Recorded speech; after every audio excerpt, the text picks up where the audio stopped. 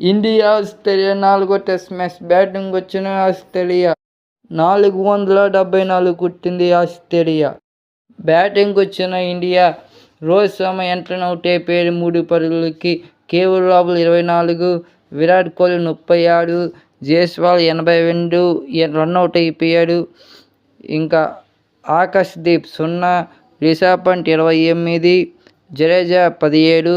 India కష్టాలు ఉన్నప్పుడు little Reddy సెంచరీతో దుమ్ము లేపాడు. తెలుగు తేజం 114 రన్స్ కొట్టాడు.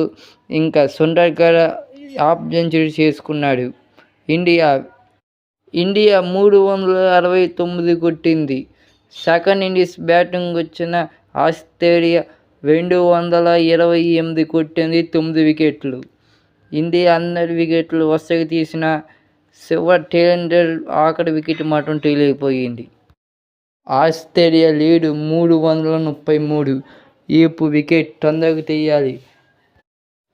ఒకవేళ ఇండియా ఒక 10 పరుగులు ఇచ్చి వికెట్ తీస్తే ఇండియా అప్పుడు 350 కొట్టాలి.